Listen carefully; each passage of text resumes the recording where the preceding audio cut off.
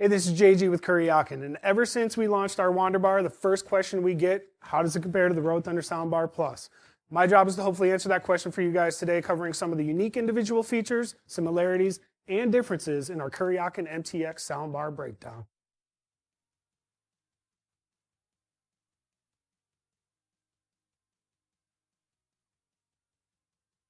All right, so here we have the 10-inch and 14-inch WanderBars along with the Road Thunder Soundbar Plus. If you've ever heard this guy, you know that it puts out some super crystal clear output at all volume levels.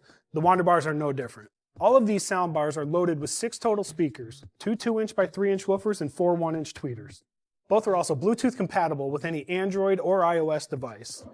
Feature convenient backlit onboard controls, are waterproof for safe use in any environment, and feature integrated USB power ports for on-the-go device charging.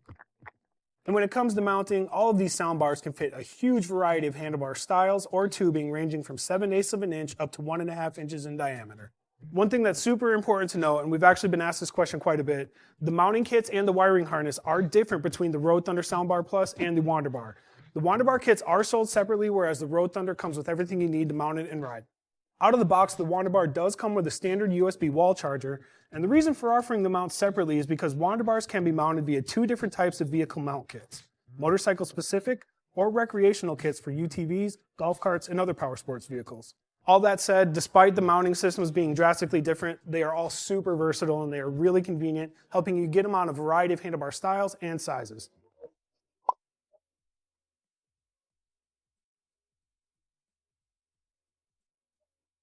So obvious size and shape differences aside, one of the most notable difference, actually the most notable difference between the WanderBar and the Road Thunder Soundbar Plus is that the WanderBar is a portable unit. What that means, it has an onboard lithium battery, you can take it off the vehicle and you can use it anywhere. That said, the WanderBar motorcycle and recreational mounting kits do include a full vehicle wiring harness. That way you have the option of tapping into any vehicle's 12-volt battery power to keep a constant charge when mounted on longer rides. So if you've got multiple vehicles that you want to put the WanderBar on, your best bet is to put the wiring kit on the vehicle that you're going to use most often for the long road trips. That way you have the option of keeping a constant charge on the WanderBar when it's mounted on your vehicle. So even if you do have the wiring kit permanently installed on one of your vehicles, it's really easy to get the WanderBar off and onto another vehicle. All you got to do is remove the handlebar kit.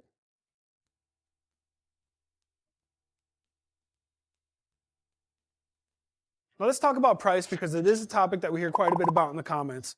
The fact is these are not cheap units when it comes to price point because they're not made cheap. Price point on the WanderBar is slightly higher than the Soundbar Plus, and since you probably want to know where your money's going, let's geek out for a minute with some tech features that the audiophiles will appreciate. The wizards at MTX updated the WanderBar with completely new tech.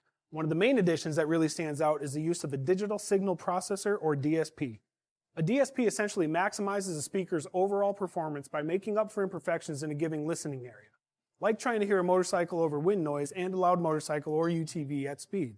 What it also does is it makes up for limitations in your design's overall objectives, like trying to build a speaker small enough to fit on a motorcycle yet loud enough to hear at 80 with no windshield and aftermarket exhaust. In addition to the DSP, the WanderBar features a 2-channel amp with slightly higher RMS wattage rating compared to the Soundbar Plus's 4-channel amp. Putting it simply, that means you're going to get louder overall output, which is evident in the sound pressure level differences between the soundbars.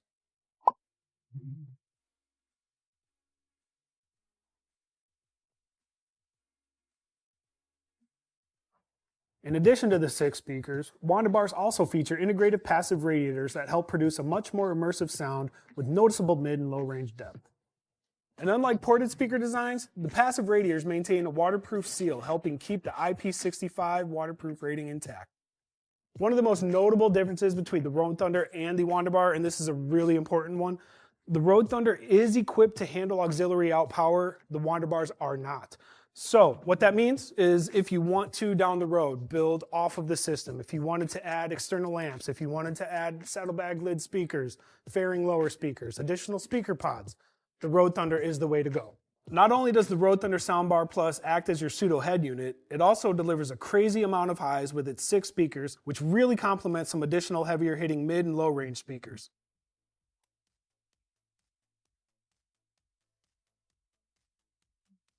So we talked about size very briefly earlier, and I really want to revisit that real quick because you guys really need to understand that there is a significant size and weight difference when it comes to each of these speakers. Now again, the Wander Bars are offered in 10 and 14-inch lengths, and both are going to measure 4 inches tall and 5 inches wide at the base. They weigh in at 4.3 and 5.2 pounds respectively. So, not gonna lie, these are hefty units, but you know what? It's kind of by design. The Wander Bar had to be able to handle not only all the elements and thrashing around you'd expect being on motorcycles or UTVs, but a portable speaker also has to handle a lot of abuse off the vehicle that typical hardwire systems don't encounter. So one of the first things you will notice about the Wander Bar when you pick it up and handle it, it is a very durable feeling unit. I mean, I don't know if that's an actual adjective, but durable feeling is how it feels. It's got some rubber molded end caps. It's going to protect surfaces when you have it off your vehicle. And again, its IP65 waterproof rating is going to allow you to use it safely and worry-free in any environment. Doubling down on durability, the Road Thunder Soundbar Plus, every bit as durable as the Wander Bars here. It's actually IP66 rated, and these are IP65 rated. And as you can see, it comes in a much more compact unit at about 10.5 inches long by 3 inches in diameter. They're also capable of installing on a huge variety of vehicles. We've seen them on motorcycles, ATVs, UTVs, golf carts, you name it. So because size certainly matters to some people, in this case, bigger might not be better depending on your vehicle's limitations. Just something to keep in mind when you're making your decision on which soundbar to choose. You might be a little more limited with some of the Wander Bar setups versus the Road Thunder Soundbar Plus.